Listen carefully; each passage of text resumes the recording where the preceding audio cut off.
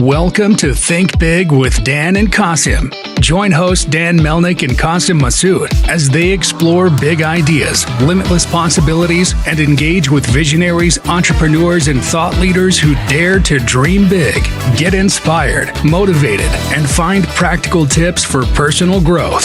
Think big, dream bigger, and ignite your potential.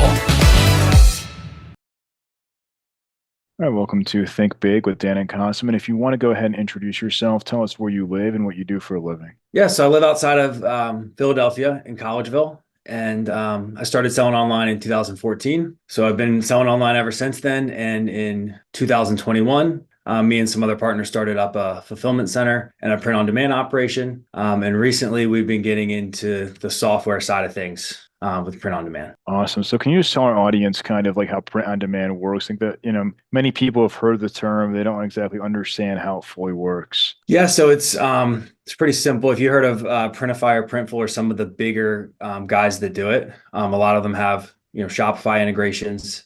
And really, one of the first platforms I was using was called Teespring, and it's just the ability to go on, see a catalog of products. You can upload your design, publish it to your store or different channels like Etsy. And then there's the manufacturer, hooked in on the back end, and they're going to print all your designs on any one of those products on demand, and they're going to ship it to your customer. So it's a perfect kind of risk-free business model for anybody that is looking for a side hustle or just wants to have their own merch line. It doesn't really cost you anything to get started, and you can sell, 20,000 products if you want, because you're not holding any of the inventory. Someone else is doing all of the production and, fulfillment. For sure.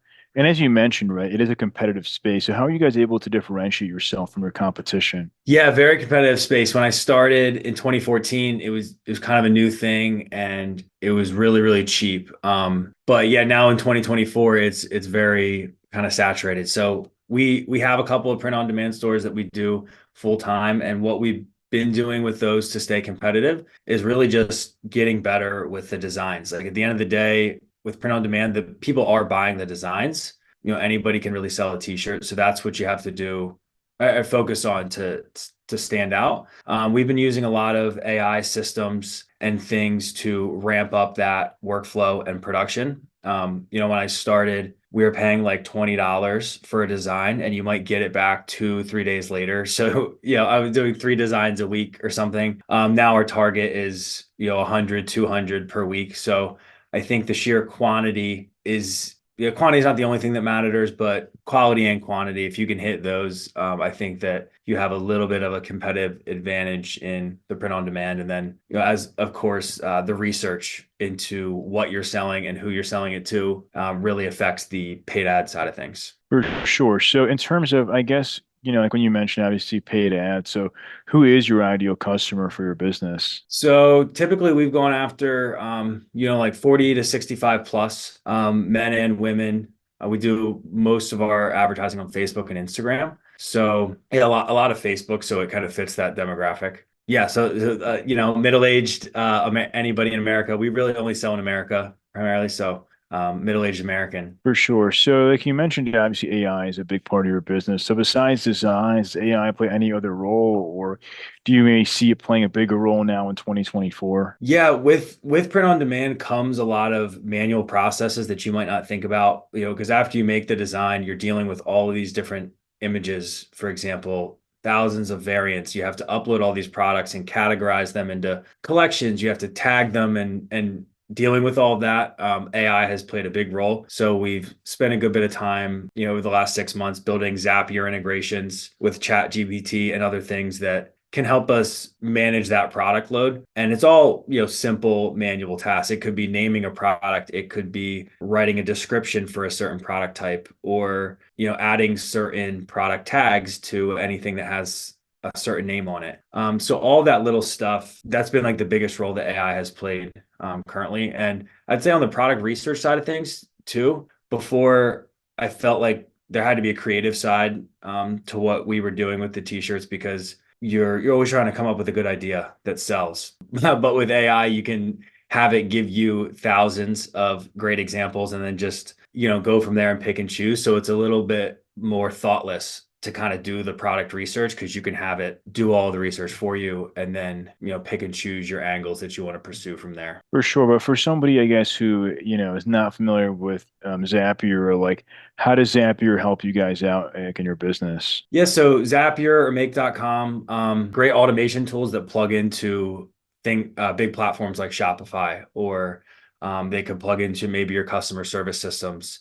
They can plug into Google Sheets. So, with that, you can take any data and push it back and forth and do all types of different actions. So you could have it say, take this file from Google Drive and push it to Shopify, have it create a product and have it do X, Y, and Z based off of like things that you preset. So it really just helps automate different workflows or actions. For one of the ones that we did, for example, was, we sell on Etsy as well as Shopify. So whenever a product is uploaded to Shopify, we have all of that pushed to Etsy, and we have a bunch of tags that are generated based off of the name, in the name of the product. For sure. So what would you say is like the biggest challenge that you guys face in your business today?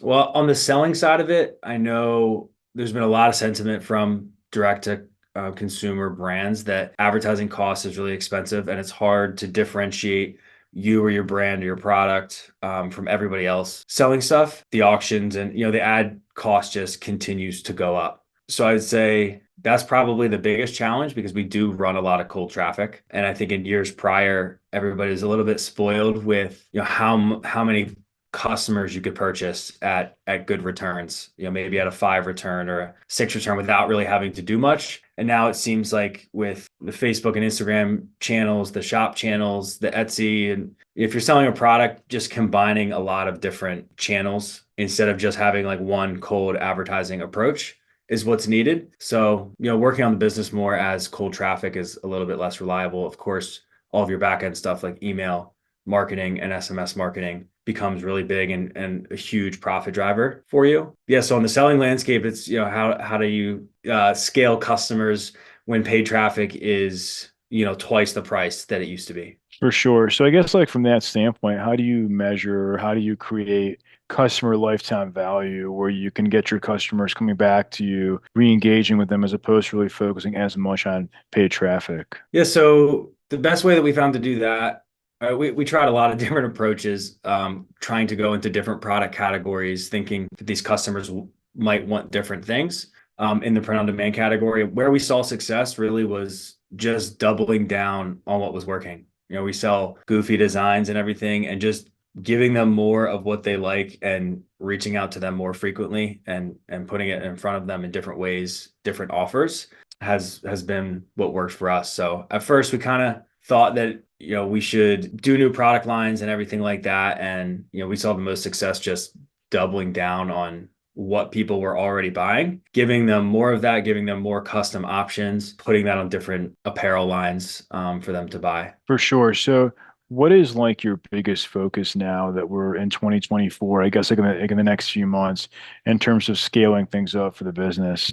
I'd say continually pushing the design automations, and currently what we're doing since print on demand, really the more custom you are, the better. We're trying to get into more personalized products for people. So we have a program that we just launched where people can give us their idea of what they want on a shirt inside of certain categories, and we'll turn it around in 24 hours and send them like a custom design. I know you've probably seen on Etsy where they do it at like a basic level, like if it's a bridesmaid shirt and you put the names underneath and you kind of fill out the names. We're trying to do that with a really fast turnaround on like very, very custom graphic designs. So I think, especially in print on demand, the more unique you can get, the more custom, the higher price that you can charge. Because at the end of the day, there are a lot of people in print on demand selling these different types of products. And the more relevant that you can become, or, give somebody a really good reason as to like why they need to buy what you're selling right now, the better, and the more that you're going to stick out as opposed to the other competition running ads. For sure. Like, what would you say has been the craziest design, or some of the craziest designs that you guys have done? Well, we've done all types of them, really. Right now, we're doing a lot of like wacky animals and stuff. So one that sold really well was like an octopus with a beanie on its head, for example. Just weird, goofy stuff that that people can relate to, or that they think is funny. But have you guys done like caricatures, maybe like of celebrities or things like that? Like, I'm not sure about licensing or how that Yeah. works. I've seen people doing that, and with the AI and how it works now, it's definitely really possible. We've kind of stayed away from it just for the, we don't want to get kicked off of Facebook and copyright type of thing. But I've seen a lot of people doing that with like Joe Rogan and Elon Musk and things, and I know that would I think that would sell well. So essentially, that you guys are careful about like what you take on from that standpoint because you are concerned about copyright or getting in trouble with Facebook and these what other companies. Yeah, like when in 2014, it wasn't really a big deal. I think it was kind of the Wild West. But yeah, over 10 years of advertising on Facebook, I've had my fair share of, random account bans or random ads getting disapproved.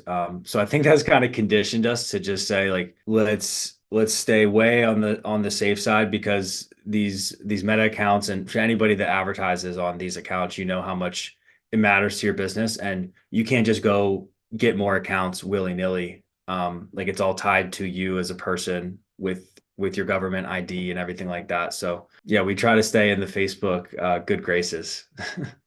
Yeah, for sure. So, what would you say is like the one biggest piece of advice that you wish you knew before you guys started this business? I wish we would have gotten into the production and fulfillment side of things earlier. So we started doing that, let's see, 7 years after I was selling. I think knowing now how that helps the brand and the whole process, to see e-commerce from both sides, to see it from not only the selling side, but like what it takes on the fulfillment and production side to make it happen, and to see how quality matters, how processes matters, and how that affects the brand. So having more control over that and studying kind of the back end processes really helped the front end process, because now we got to look at it from a holistic perspective of everything that was going on. Up until that point, for the most part, we just outsourced all of that stuff, which was fine. We didn't have to take on any big risks or anything to do that. But yeah, that gave us a really good understanding of the entire industry and what goes into it. And then now that's helping us expand our print methods, and kind of being on the printing side and fulfillment. It gives us a better insight onto what print techniques are emerging. What can you charge for those printing techniques? Like, what are other people charging for those printing techniques? Where can we really create like a good offering? Being on the print side really helps us identify those and then take those back to the front end selling, and put our focus where we think it should be. For sure. So, if we're going to have this conversation again in 1 year from now, where do you see things going for your business? Well, the AI was a really crazy thing I didn't expect. I thought like we'd be running virtual reality ads on Meta before the AI stuff was happening. So I think that stuff just grows so rapidly, and I think it really reduces the size of the teams and lets you run, especially with print on demand, a way bigger operation that's more automated. So I know print on demand's always been more or less an easy model to run, but there's a lot of like management with it. So I think I would hope that we're able to, manage a lot more print on demand and a lot more custom stuff that's fully unique, fully customizable, times 10 from where we're at now. I mean, a year ago today, I think maybe we were doing 20 designs a week or something. It was super, super manual. And now with AI, it's just helping every part of the process. So yeah, on that side of things, I think the AI is going to be very helpful. And on the production side of things, like where print on demand, I think is going, or it has been going, is just finding, good printing techniques and finding more unique products and ways that we can offer on demand services to people, because everybody loves what on demand is. It's risk free, but if there's not that many, there needs to be something else other than t-shirts as well. Like, how can we use these printing methods to do cool custom products that other people aren't doing, that gives you a leg up, when you're going out there to compete with everybody else that's selling? Like Shine On Jewelry did a really good job of this however many years back when they started. They went into like the custom jewelry manufacturer in the USA with custom cards and everything. And that was just a different approach on print on demand than the average company was doing. And I think it worked out really well for them. For sure. So, if somebody watching this wanted to reach out to you, do you mind sharing your website or social media? I guess best ways to get in contact with you. Yeah, I'm really mainly on LinkedIn under Josiah Lowe, and then under there it'll have our websites for our print on demand and 3PL operation. And as well as the software that we're building. Awesome. Well, Josiah, thank you so much for your time today. Yeah, thank you. Of course. Thanks. All right. Bye.